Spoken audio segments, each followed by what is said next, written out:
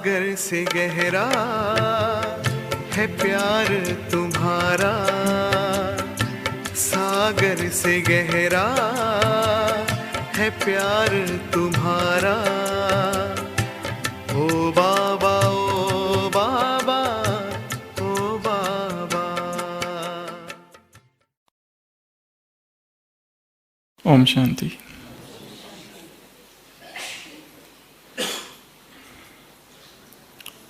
हजारों साल पहले सिकंदर भारत में आया था। वो समय वह समय था जबकि महात्मा बुद्ध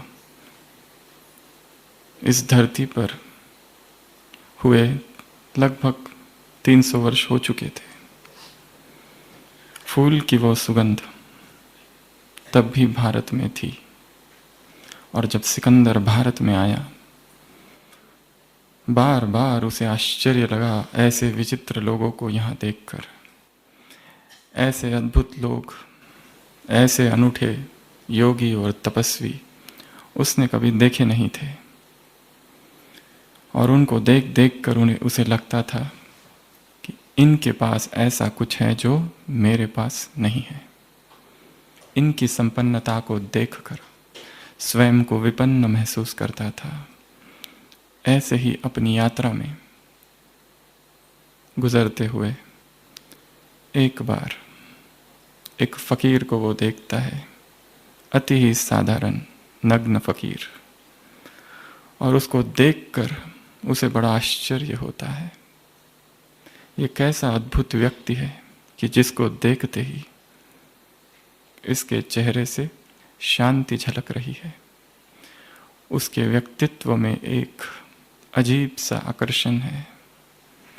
उसे देखकर बार बार स्वयं की संपदा को वो नगण्य महसूस करने लगा।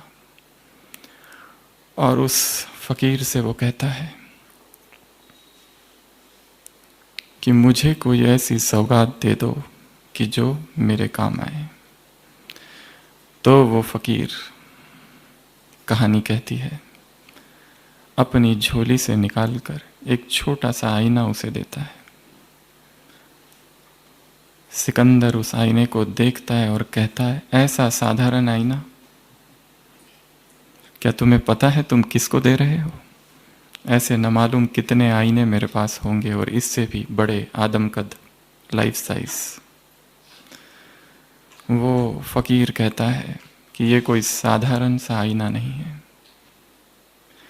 जब तुम्हारे मन में जीवन की इस यात्रा में चलते हुए यह प्रश्न उठे कि मैं कौन हूं, तब इस आईने में देखना, तो तुम्हें उस प्रश्न का उत्तर मिल जाएगा। और सौभाग्य से उसी रात्रि को सिकंदर अपने आप को बहुत ही अकेला महसूस करता है, और उसे यह प्रश्न उठता है कि मैं कौन हूं। और वो आईना निकाल के स्वयं को उस आईने में देखता है। और कहानी कहती है कि उस दिन उसे यह पता चला कि वह कौन है। कहानी चाहे काल्पनिक होगी, झूठी भी हो सकती है, परंतु ऐसा वो कौन सा आईना है कि जिसे हम देखें तो उसमें हम स्वयं को देख सके। वो कोई स्थूल आईना वास्तव में हो नहीं सकता, क्योंकि कभी भी कोई भी स्थूल आईना हमें वह नहीं दिखा सकता कि जो हम वास्तव में है। ऐसा वो कौन सा आईना है कि जिसे हम देखें तो स्वयं को देख सके, स्वयं को वैसे ही देख सके जैसे कि हम हैं। वो कौन सा आईना है? ज्ञान का आईना। कल की मुरली में बाबा ने क्या कहा था? नॉलेज का दर्पण। वो दर्पण कौन सा है? नॉलेज का दर्पण है। इसी दर्पण में हम स्वयं को देख सकते हैं। अब हम क्या है वह देख सकते हैं। हमारा वर्तमान क्या है वह हम देख सकते हैं। हम में क्या क्या कमियां हैं वह हम देख सकते हैं। तो ऐसा नॉलेज का दर्पण, ऐसा ज्ञान का दर्पण हम सबके पास बाबा ने हमें दिया है। इस दर्पण को हमें रोज रोज देखना है। एक दिन देखने से नहीं होगा, 2 बार देखने से नहीं और 3 बार देखने से नहीं, परंतु हर पल प्रतिपल इस दर्पण में स्वयं को देखते रहना है। कहाँ कौन सी कमी है, स्व को दर्पण में देखो। जो कमी रह गई है उसे मिटाओ। परंतु मनुष्य का अहंकार इतना है कि वह स्वयं के वास्तविक स्वरूप को देखना नहीं चाहता। सूफी संत उस एक कुरूप स्त्री की कहानी बताते हैं कि जो स्त्री बहुत ही कुरूप है, परंतु उसे यह भ्रम था कि वह अति सुंदर है और वो किसी भी आईने को कभी देखना नहीं चाहती थी। उसे यह आभास था कि मेरी जो काया है दिव्य काया है, भौतिक काया नहीं है। एक बार जबरदस्ती किसी ने उसके सामने बड़ा आईना लाकर खड़ा कर दिया। आईने में अपनी ही प्रतिमा को देखकर इतना क्रोध से वो भर गई कि एक कुर्सी उठाई और आईने पर पटक दी। आईने टुकड़े टुकड़े हो गया। पर आईने के टूट जाने से वास्तविकता नहीं बदलती है। जब तक हम स्वयं को स्वयं देखे नहीं जैसे कि हम हैं, अपनी सारी कमियों के साथ, स्वयं को पहले स्वीकार करना होगा, ये मैं हूं। उसके बाद ही अगला चरण जो है, अपनी सारी कमियों को हम मिटा सकते हैं। जब तक हम स्वयं स्वयं को धोखा देते रहेंगे, तब तक हम उन कमियों से कभी भी मुक्त नहीं हो सकेंगे। तो ये ज्ञान क्या है? दर्पण है। इस दर्पण में स्वयं को सदैव देखते रहना है। और आज की मुरली से ये ज्ञान क्या है? ज्ञान की क्या हो रही है? यहाँ पर बरसात हो रही है। क्या कर रही है ये बरसात? इस संपूर्ण पृथ्वी को शीतल कर रही है। क्योंकि इस धरती का क्या हाल है इस समय? तप रही है, जल रही है, तपिश है इस धरती पर। उस तपन में, उस आँच में काम विकार ने भारत को एकदम ही जला डाला। काम चिता पर बैठ कर भारत जल मरा है। काम की तपत से भारत एकदम जल मरा है। तो ऐसी जहां तपिश है, वहां पर बाप आया है। क्या करने? ज्ञान की वर्षा करने, ज्ञान की बरसात करने। तो हमें क्या करना है फिर ऐसी बरसात में? क्या करना है? कुछ करना है। इस वर्षा में हमें भी कुछ करना है। प्रथम आषाढ़ी झड़ी है, चलो भीगे। क्या करना है? भीगना है इस वर्षा में। प्रथम, अभी भी बारिश का मौसम है। किसी भी मौसम, किसी भी वक्त बारिश आ सकती है। प्रथम आषाढ़ी झड़ी है, चलो भीगे। पाल की ऋतु की खड़ी है, चलो भीगे। ग्रह मुहूर्त चौघड़ी देखे बिना ही यह मिलन की शुभ घड़ी है, चलो भीगे। कौन सा मुहूर्त देखने की अभी जरूरत नहीं है, क्योंकि हर मुहूर्त शुभ है, क्योंकि इस समय संगम युग चल रहा है। इसके लिए कवि कहता है ग्रह को देखने की तुम्हें जरूरत नहीं है, मुहूर्त देखने की तुम्हें जरूरत नहीं है। चौखड़ी, कोई किताब देखने की जरूरत नहीं है, कोई पंचांग देखने की जरूरत नहीं है। देखे बिना ही मिलन की यह शुभ घड़ी है। इसके लिए क्या करो? चलो भीगे। पी पुकार प्राण पपीहा, और तुमको घरू कामों की पड़ी है। पपीहा पुकार रहा है और तुमको किसकी पड़ी है? घर कामों की पड़ी है। इसके लिए चलो भीगे।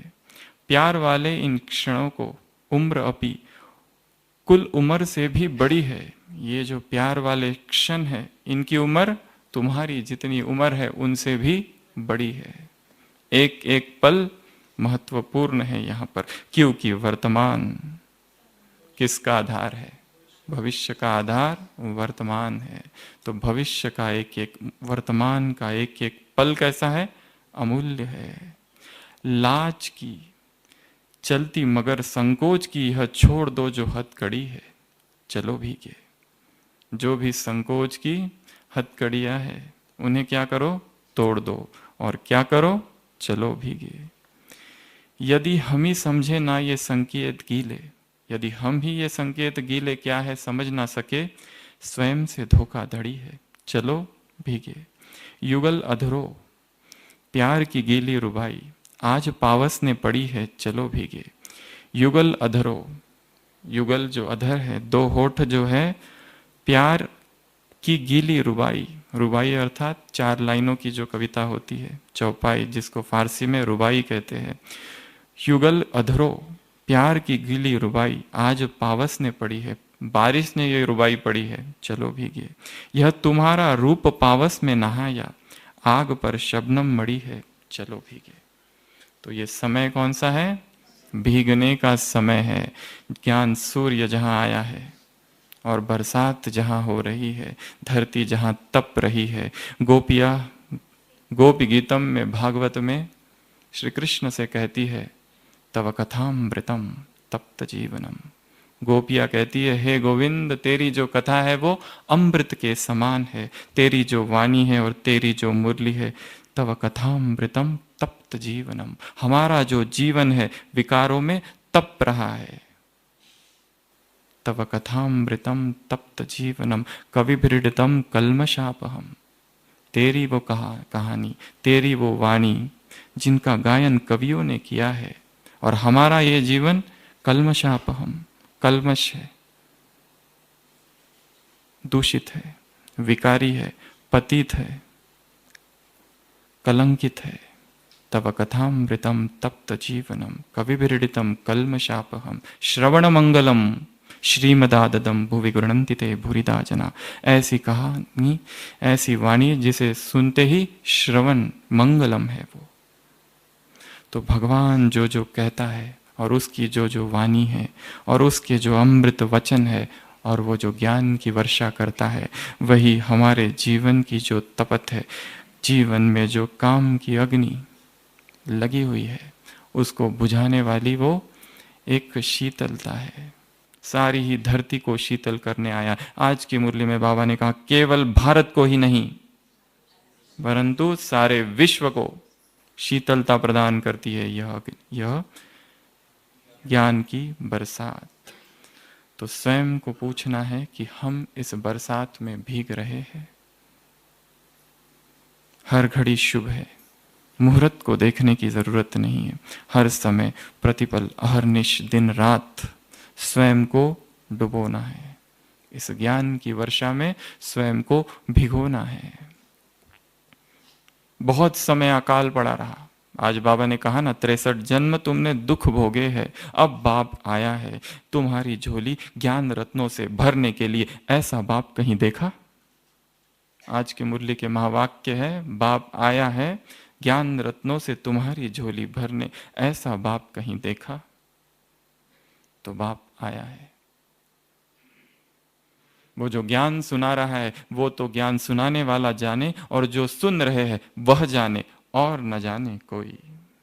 आज बाबा ने कहा है, अमेरिका में 1956 में एक लेखक था रिचर्ड नैश।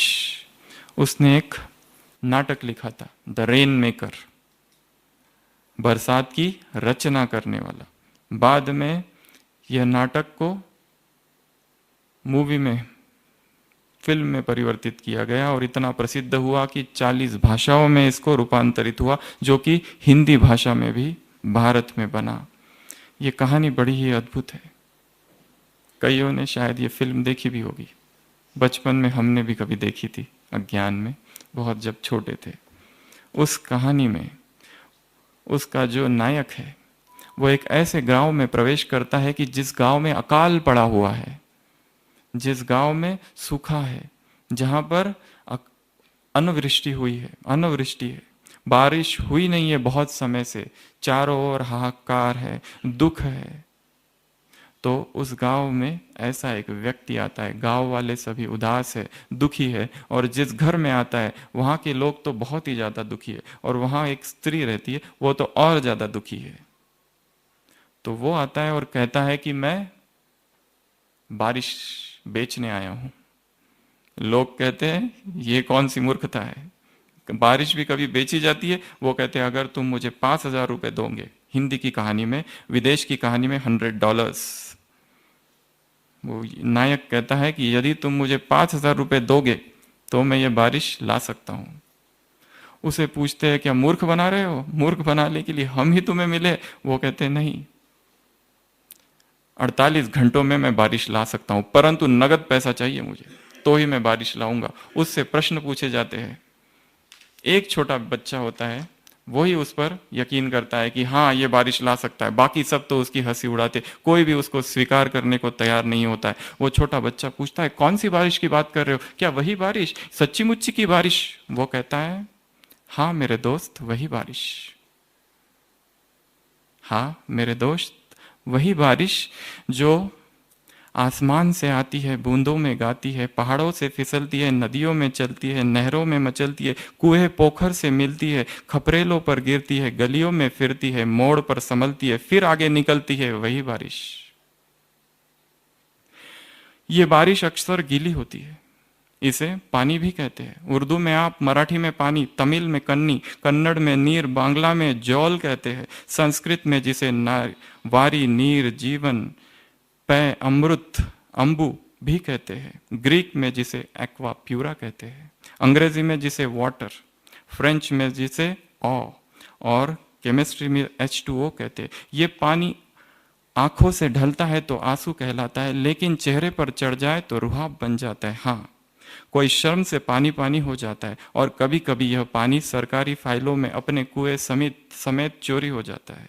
पानी तो पानी है, पानी जिंदगानी है, इसलिए जब रूह की नदी सूखी हो और मन का हिरन प्यासा हो, इसलिए जब रूह की नदी सूखी हो और मन का हिरन प्यासा हो, दिमाग में लगी हो आग और प्यार की घागर खाली हो, तब मैं हमेशा ये बारिश नाम का गीला पानी लेने की राय देता हूं। मेरी मानिए तो ये बारिश खरीदिए, सस्ती सुंदर टिकाऊ बारिश, सस्ती सुंदर टिकाऊ बारिश, सिर्फ 5,000 रुपए में। इससे कम में कोई दो तो चोर की सजा वो मेरी, आपकी जूती सिर पर मेरी, मेरी बारिश खरीदीजिए, सस्ती सुंदर टिकाऊ बारिश। और कहानी में दिखाया है कि वो जो कहता है और बारिश हो जाती है। उस कहानी में दिखाया है क्योंकि चारों ओर निराशा का वातावरण होता है, उसका उस जगह जो आगमन होता है वो चारों ओर जैसे हरियाली छा जाती है, पॉजिटिविटी जैसे ही comes as a wave of positivity. उस घर में जो निराशा होती है, उसका देखने का जो दृष्टिकोण होता है वो संपूर्ण संपूर्ण सकारात्मक होता है, और वो बारिश आ जाती है। जब रूह की नदी सूखी हो, जब मन का हिरन प्यासा हो, जब प्यार की घागर खाली हो, जब दिमाग में लगी हो आग। कौन सी आग? विकारों की आग जहां लगी है, रूह की नदी जहां पर खाली है, जहां प्यार की गागर खाली है। ऐसे समय बाबा आते हैं और क्या करते हैं? सस्ती टिकाऊ बाबा सस्ती नहीं, बाबा तो फ्री में बारिश करता है।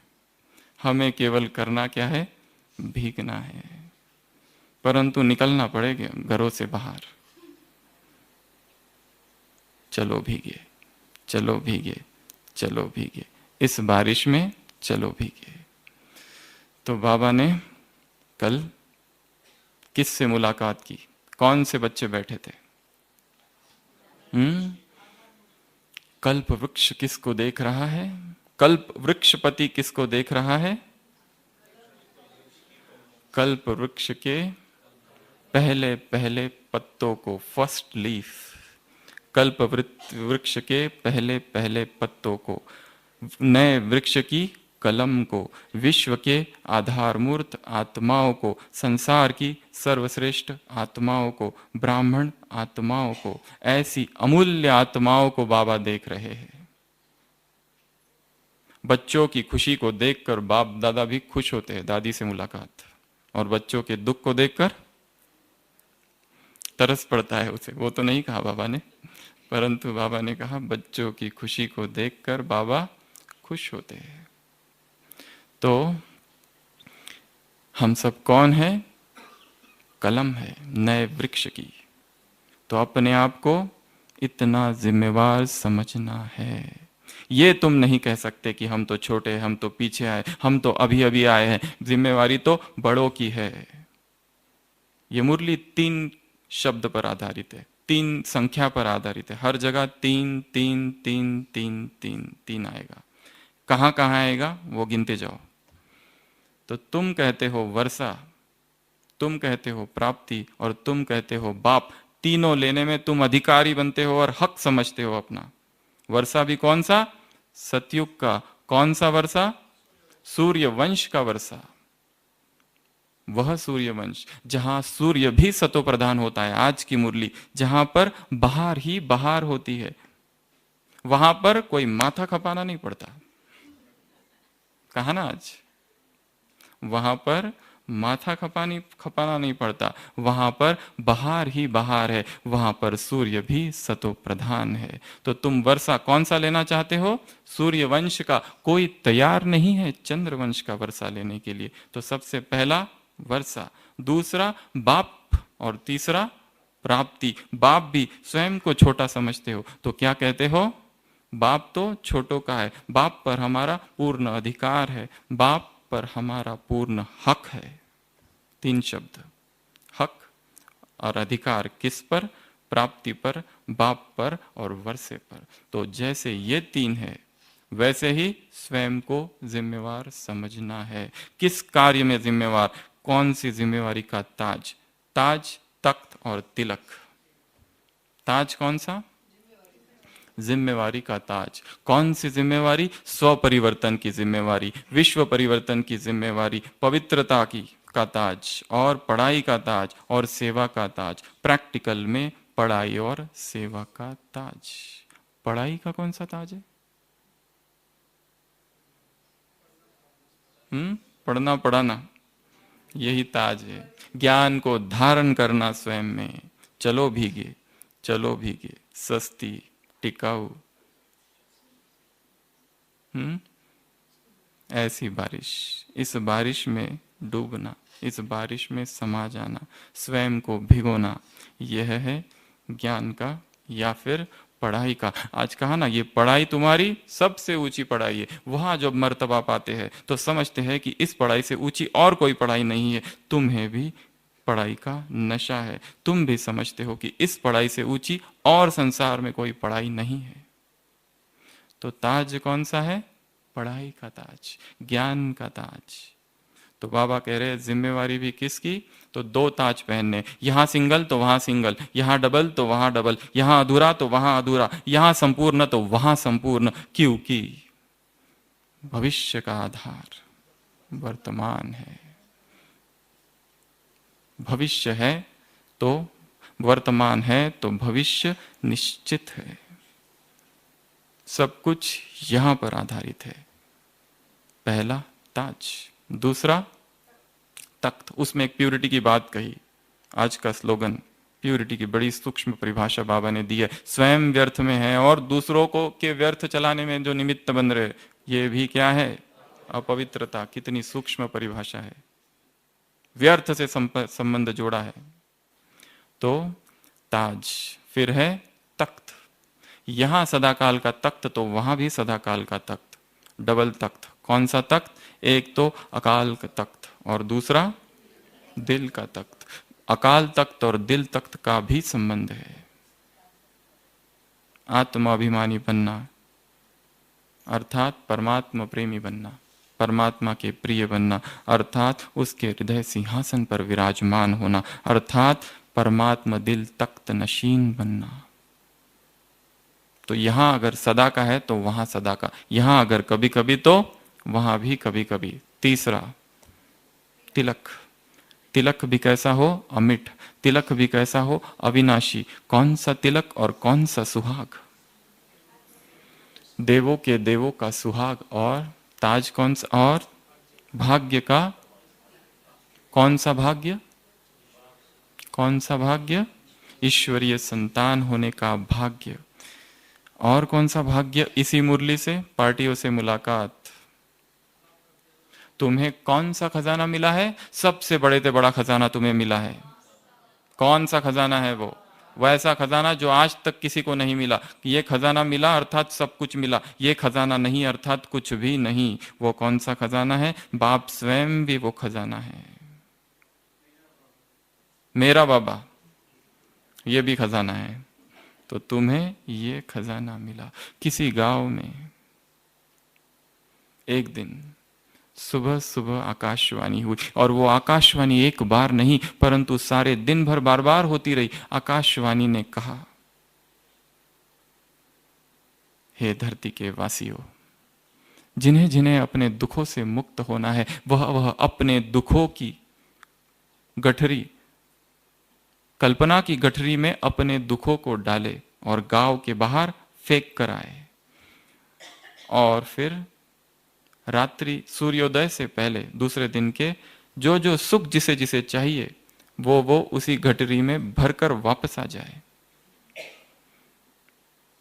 और ये भविष्यवाणी सारे दिन भर हुई। कल्प वृक्ष का अवतरण है धरती पर।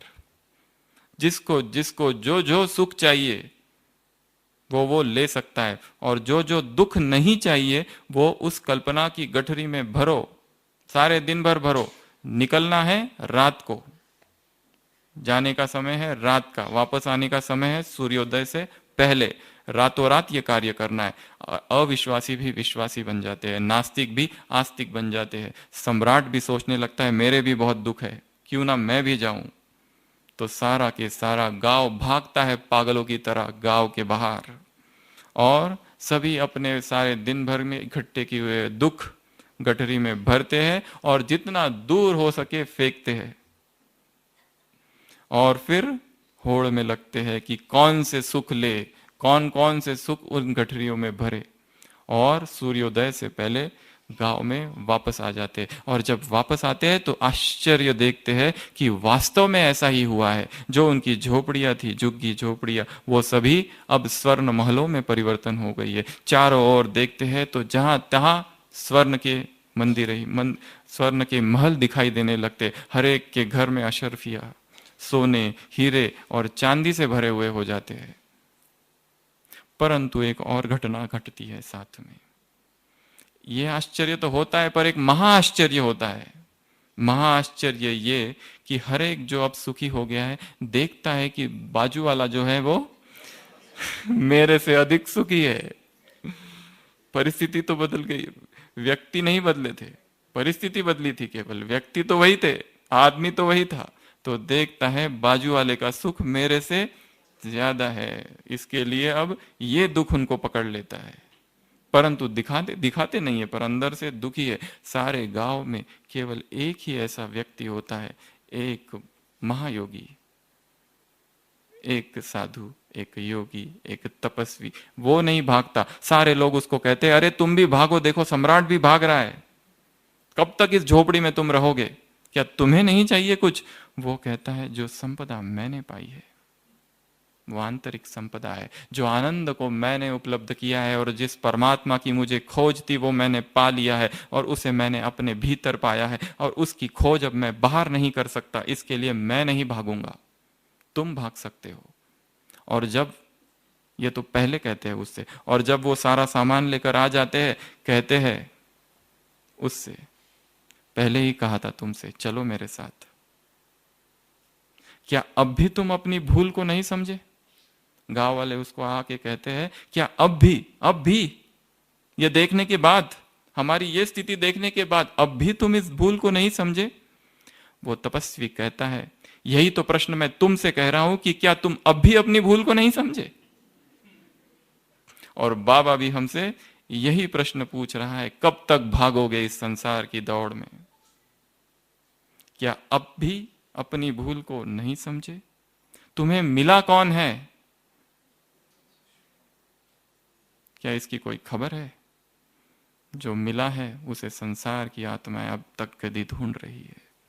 जो मिला है और जो खजाना वो दे रहा है, वो स्वयं ही सबसे बड़ा खजाना है। तो इस संसार का बड़े से बड़ा खजाना कौन सा है? बाप है। ये खजाना है तो सब कुछ है। ये खजाना है, ऐसी संपन्नता अपने में अनुभव करते हो। ब्राह्मण अर्थात अप्राप्त कोई वस्तु नहीं, ये तुम्हारा गीत है। और नृत्य कौन सा है हमारा? बालक सो मालिक। बालक बनना अर्थात ही मालिक बनना है। आज बाबा ने कहा ना, मैं भी तुम्हारा गुलाम बनकर आया हूं, मैं गुलाम, मैं गुलाम, मैं गुलाम। बाप ओबीडिएंट सर्वेंट बनकर आया है, और क्या चाहिए?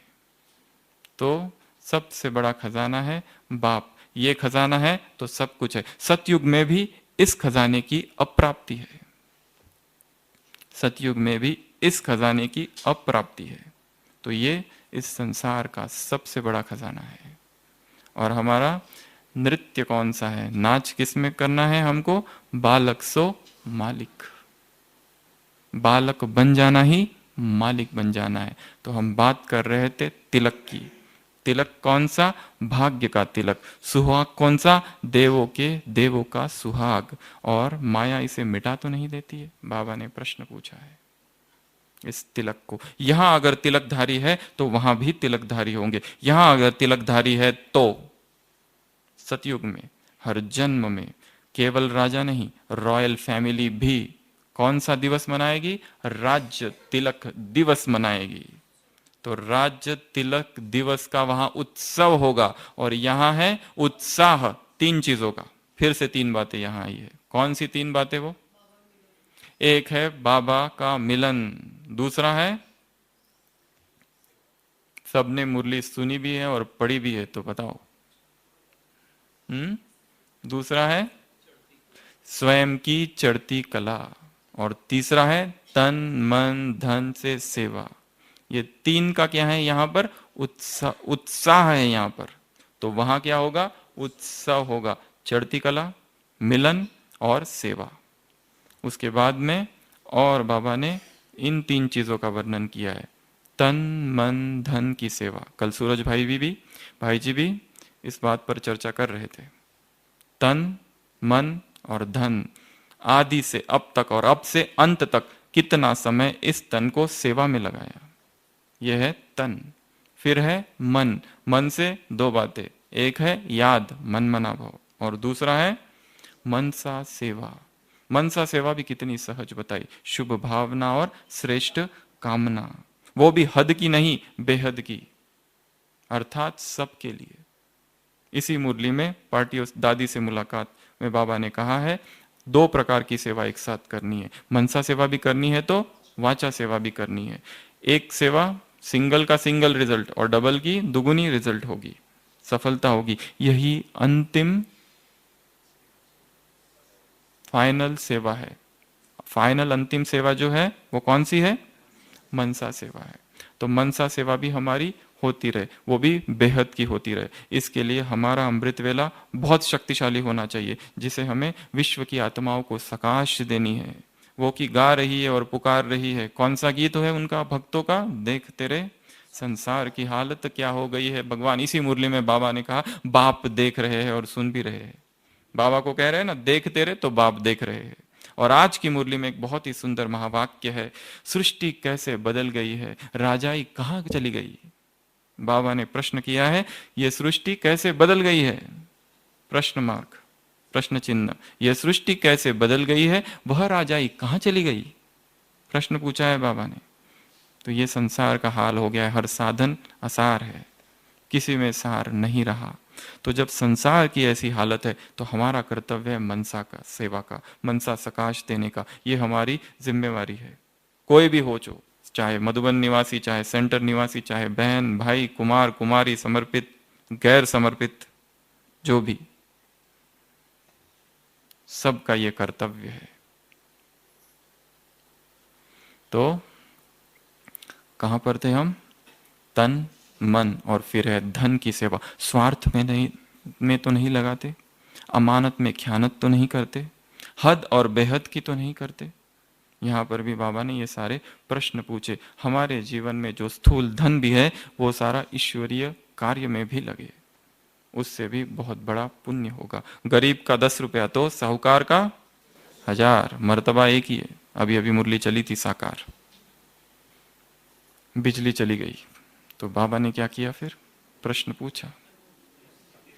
जब भी बिजली जाती है तो बाबा के कुछ प्रश्न होते हैं, सीधा मुरली उस पर होती है। बाबा के लिए तो बस बाबा को कोई एक चीज चाहिए, बाबा जिस पे अपनी टॉपिक टंगा देता है। खूंटी होती है ना, तो उसमें ज्ञान की कोई भी टॉपिक बाबा टांग सकता है। तो बाबा पूछ रहे बुद्धि की हलचल तो नहीं होती?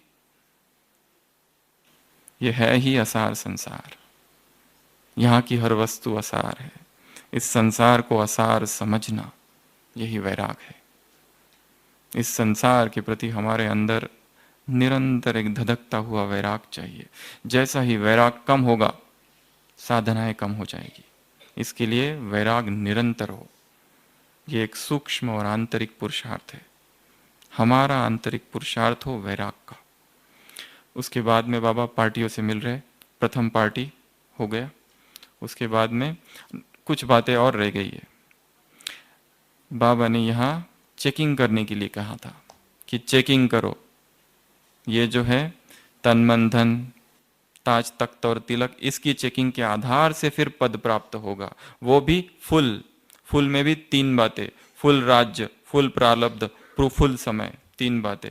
और 3 बातें कही थी, वन वन वन वन, प्रकृति के सुख भी वन, सवंत भी वन, तो राज्य भाग्य प्रारब्ध भी वन।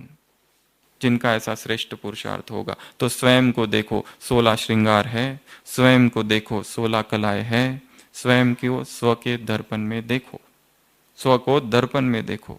ये यहाँ है तो वहां होगा, यहाँ नहीं तो वहां नहीं। ये सारी चेकिंग यहाँ बैठकर हमको करनी है। दूसरे नंबर की पार्टी क्या कहा बाबा ने उसमें? निश्चय की बात की है, फेथ और विक्ट्री। जहां निश्चय है वहां पर विजय है। 3 बातें, अचल, अडोल और महावीर। अचल, अडोल और महावीर। उनको कौन सा निश्चय होगा, कौन सी बात होगी उनकी निशानी? व्यर्थ संकल्प और स्वप्न में भी नहीं आएगा। निरंतर चेकिंग। आज वरदान में कहा ना, रजिस्टर को निरंतर क्या करते रहो? साफ करते रहो। किससे साफ करते रहो? साइलेंस की शक्ति से साफ करते रहो। कैसे साफ करते रहो? कौन सा उदाहरण दिया? जैसे साइंस वाले कोई भी अक्षर लिखते हैं तो उसको मिटाते हैं, वैसे यहां भी साफ करते रहो। आज का व्यर्थ संकल्प, आज का व्यर्थ कर्म, उसकी लीक भी कल पर ना जाए। लीक पता है ना, बार बार चलते चलते जो पगडंडी तैयार हो जाती है, जो रास्ता तैयार हो जाता है, उसे लीक कहते हैं। लीक का एक अर्थ लकीर भी है। तो लीक भी, उसका इतना असर भी दूसरे दिन न चले, इतना व्यर्थ से मुक्त। तो अचल, अडोल, महावीर, 3 बातें। फिर बाबा ने यहां कल्याण की बात की। जो भी यहां हो रहा है उसमें क्या है? कल्याण समाया हुआ है। एक बार कहानी सुनाई थी राम की इच्छा वाली, सबको पता होगी। अभी नहीं सुनाएंगे पर वो अभी दूसरी बताएंगे। राम की इच्छा हो गई, राम की इच्छा से ही एक बार सुना दी। तो भक्तों में भी ये बात बहुत गहरी होती है।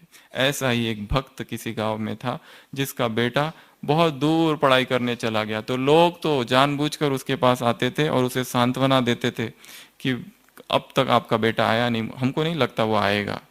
तो वो कहता था जो भी होगा अच्छा ही होगा। ये उसका स्लोगन था, जो भी होगा अच्छा ही होगा। और एक दिन अचानक उसका बेटा आ जाता है तो सारे लोग फिर से आते हैं बधाई देने के लिए, बहुत अच्छा हुआ आपका बेटा आ गया, देखो कितनी अच्छी बात है। वो कहता है फिर से शांत, जो होगा अच्छा ही हुआ, जो हो रहा है अच्छा ही हो रहा है। लोगों को आश्चर्य लगता है इसके इस तरह की प्रतिक्रिया देखकर। एक दिन वो बेटा घोड़े से जाते रहता है और गिरता है, उसकी टांग टूट जाती है।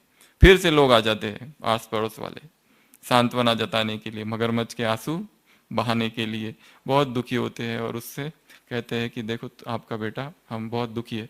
वो कहता है इसमें दुख की क्या बात है, जो हुआ वो अच्छा ही हुआ। तो अचानक कोई राजा आक्रमण करता है और इस राजा के सिपाही नए नए युवकों को सेना में भर्ती करने के लिए आते हैं, इसको भी पकड़ कर ले जाते हैं।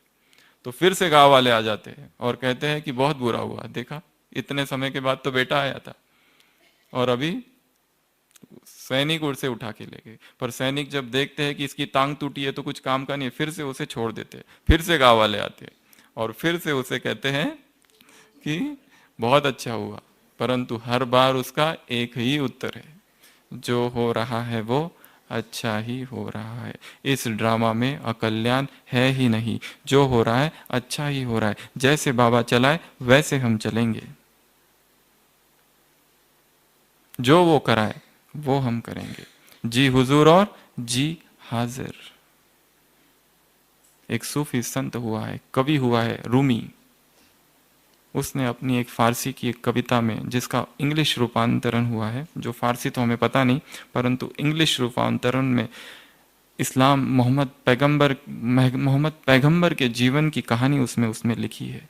उसने लिखा है Joy at the disappointed, English में उसका ट्रांसलेशन है जॉय एट द डिसअपॉइंटमेंट, ऐसा वो इंग्लिश ट्रांसलेशन है उसका। तो उसमें लिखा है कि मोहम्मद पैगंबर साहब एक बार नमाज पढ़ रहे थे और अपने जूते बाहर निकाले हुए थे, और जैसे ही नमाज पूरी होती है और जैसा जूता लेने जाते हैं, अचानक वहां से एक चील आती है और जूते को दूर फेंक देती है। एक क्षण के लिए उनके मन में उसके प्रति क्रोध जागृत होता है, परंतु दिखाया गया है कि उस जूता गिरता है और जूते से एक सांप निकलकर दूर चला जाता है। कविता वहीं पूरी होती है कि फिर उसके मन में वो भाव जागृत होता है कि मेरे मन में एक क्षण के लिए उस चील के प्रति घृणा, नफरत और ऐसे भाव, नफरत के भाव उत्पन्न हुए थे, क्रोध आया था मन में, परंतु जो वास्तविक था वो कुछ और ही थी। अगर हाथ उसने डाला होता तो वो शायद मृत्यु को प्राप्त हुआ होता। रूमी फारसी कवि वो लिखता है कि ऐसे ही धन्य भाव से, अहोभाव से, कृतज्ञता के भाव से मोहम्मद भर जाते हैं। तो इस ड्रामा में जो भी होता है, बाबा ने कहा अब तुम नहीं जानते पर एक दिन जानोगे। जो भी होता है वो अच्छा ही होता है। अकल्याण के पर्दे के पीछे कल्याण छिपा हुआ है, नुकसान के पर्दे के पीछे फायदा छिपा हुआ है। इसके लिए जी हाजिर और जी हुजूर। तीसरे नंबर की पार्टी, स्वयं को कोटों में कोई और कोई में कोई समझते हो। उसमें भी फिर तीन बातें और। कौन सी तीन बातें? एक है ज्ञान के आधार से समझना, जानना। पहला है जानना, दूसरा है दूसरों के अनुभव के आधार से मानना, और तीसरा है स्व के अनुभव से महसूस करना। तीन बातें। कोटों में कोई और कोई में कोई, ऐसी हम आत्माएं हैं, भगवान द्वारा चुनी गई आत्माएं हैं, ऐसा हमको नशा रहता है। और ऐसी आत्माओं की निशानी क्या है?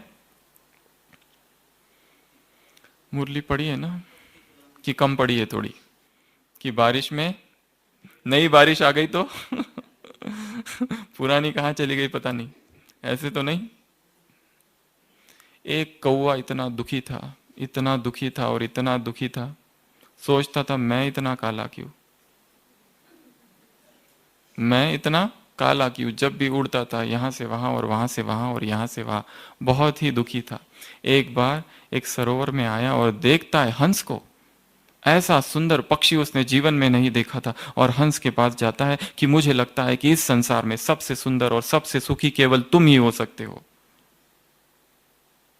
क्योंकि तुम्हारा इतना सुंदर रंग है। वो हंस कहता है मैं भी यही सोचता था कि इस संसार में मैं ही सुखी हूं और मैं ही सुंदर हूं, जब तक मैंने उस तोते को नहीं देखा तब तक, क्योंकि उस तोते के दो रंग है, मेरा तो एक ही रंग है, वो दोनों ही रंग उसके बहुत खूबसूरत है। कौवा निकल पड़ता है तोते की तलाश में और तोते से मिलता है और कहता है कि मैंने सुना है कि इस संसार में तुम ही सबसे अधिक सुखी और सबसे अधिक सुंदर हो।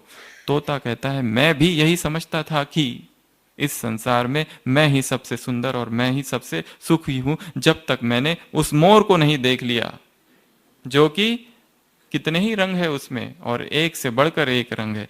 कौवा निकलता है, दूर दूर ढूंढता है और फिर एक चिड़ियाघर में पहुंचता है मोर के पास, और मोर से कहता है कि मैंने सुना है कि तुम इस संसार में सबसे सुखी और सबसे सुंदर पक्षी हो, और देखो तो कितने हजारों लोग तुम्हें देखने आए हैं।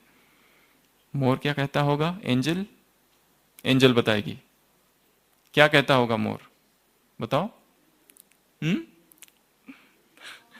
एंजल पता है ना सबको? एंजल खड़े हो जाओ, सबको देखने दो।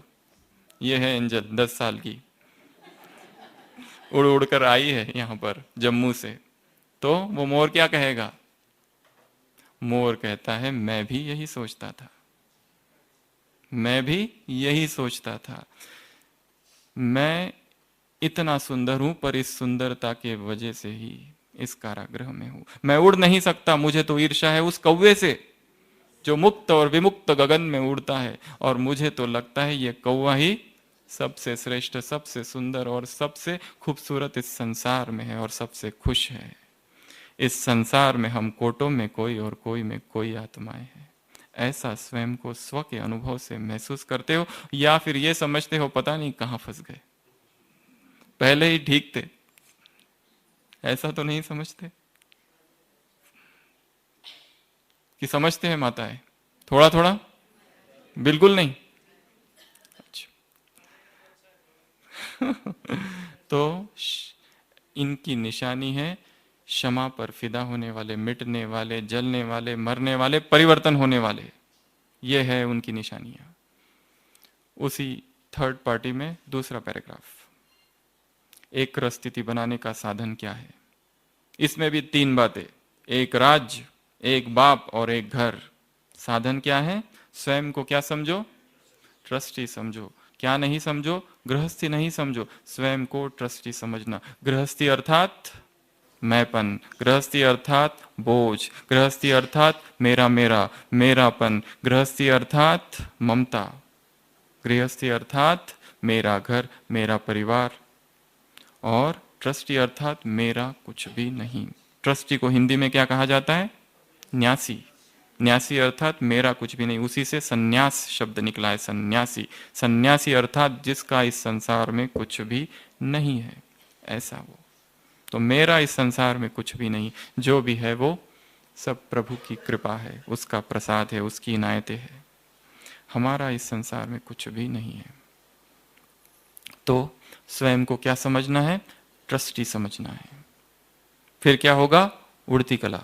फिर क्या होगा? बोझ मुक्त स्थिति, निर्भर और निर्बोझ स्थिति का अनुभव होगा। रुकेंगे नहीं कभी।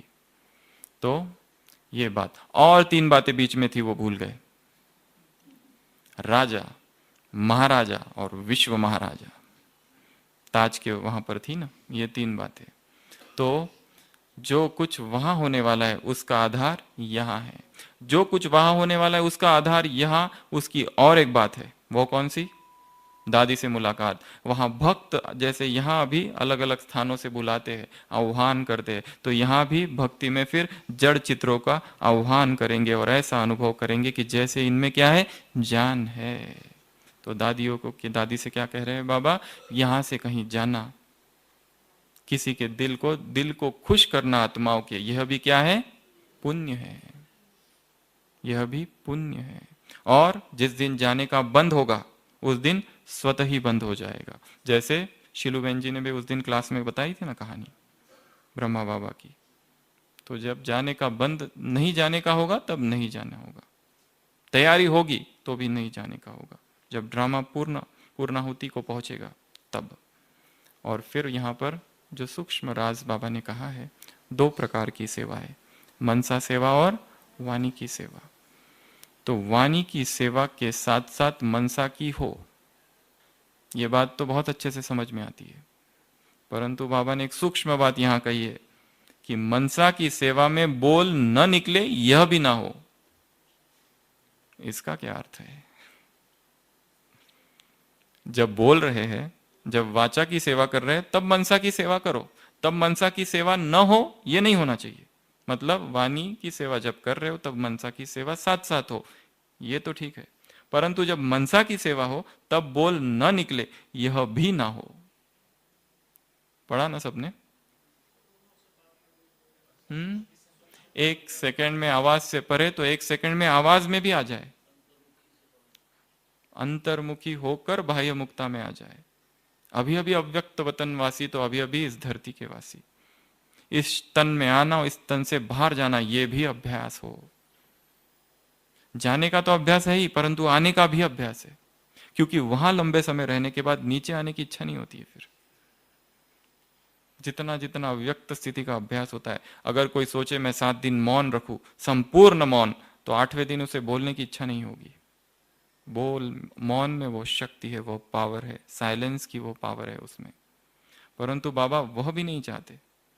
क्या चाहते हैं? अभी अभी उधर तो अभी अभी इधर, अभी अभी फर्स्ट फ्लोर, अभी अभी सेकंड तबका और अभी अभी थर्ड तबका, इधर से वहां और वहां से वहां।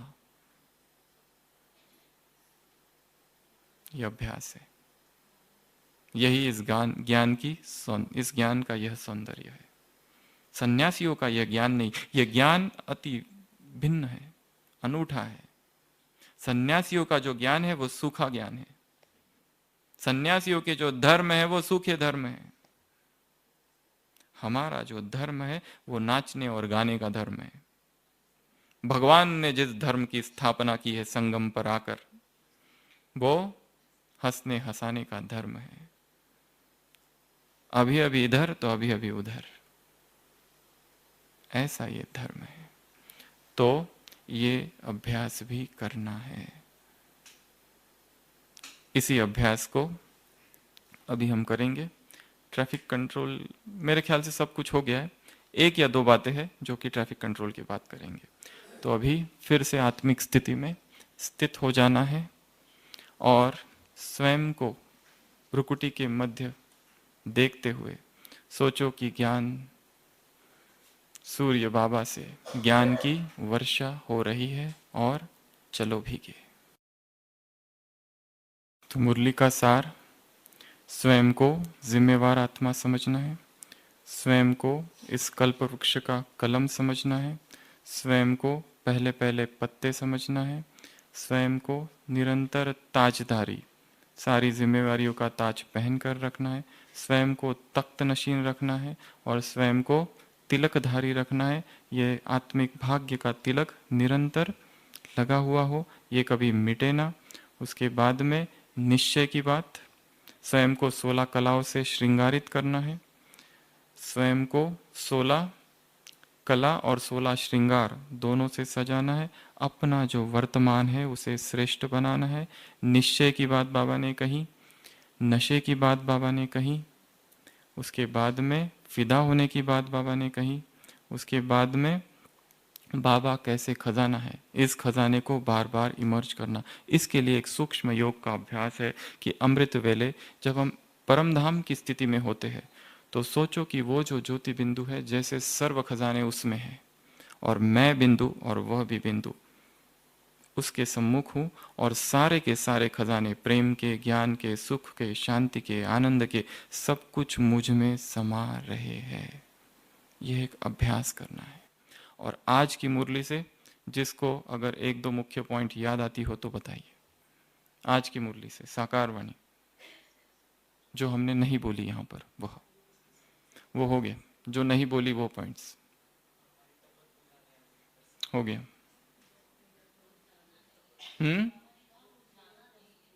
अब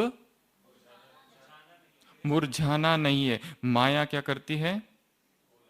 माया का गोला लगा और ये गिरे, ये मरे और मुरझाए।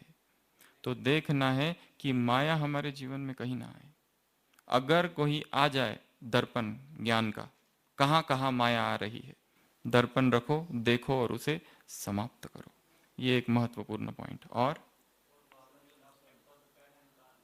अब बाबा ने गुरमुखी जो मूल मंत्र जो है उसको याद किया, जिसको कहा कि उसमें जो शब्द आता है निरहंकारी, तो वो लोग तो अपने पद का कितना अहंकार करते और बाबा को बाबा देखो कितना निरहंकारी है। वो तुम्हारा गुलाम बनकर आया, तुम्हारा ओबीडियंट सर्वेंट बनकर आया। ये जो मूल मंत्र है सिख धर्म का, सबसे पूरा गुरु ग्रंथ साहिब में 100 से भी अधिक बार ये मंत्र आया है। और ये इस मंत्र की जो रचना हुई है वो एक उसकी एक बहुत ही अद्भुत कहानी है, वो कभी हम बाद में सुनाएंगे, अभी उसका समय नहीं है। और बहुत ही सुंदर इसकी कहानी है कि गुरु नानक को जैसे ही एनलाइटमेंट जिसको कहते हैं, जैसे बुद्ध को एनलाइटमेंट हुआ था, वैसे गुरु नानक को उनकी 36 साल की उम्र में जो एनलाइटमेंट हुआ था, ये प्रथम मंत्र जैसे उनको प्राप्त हुआ था। उसकी एक सुंदर कहानी है जो कभी हम बाद में सुनाएंगे। तो बाबा ने यहाँ पर उसके निरंकारी शब्द का विस्तार किया कि बाप जैसे निरंकारी है, तुम्हें भी निरंकारी बनना है। कि ये पद और पोजीशन अल्पकाल क्षणभंगुर वर्षा है, इसका अहंकार नहीं करना है।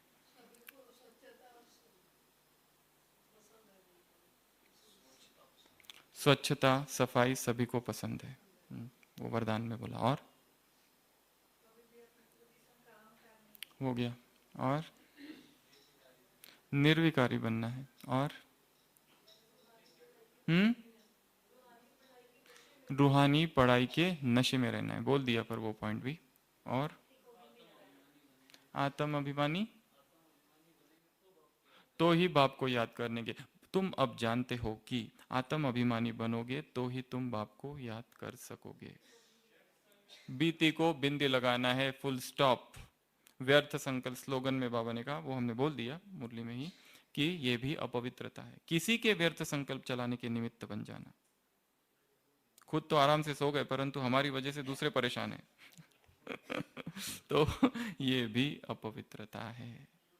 संपूर्ण पवित्रता में व्यर्थ भी ना हो, यहां तक बाबा ने कभी कहा है साधारणता भी अपवित्रता है, इसके लिए साधारणता भी ना हो।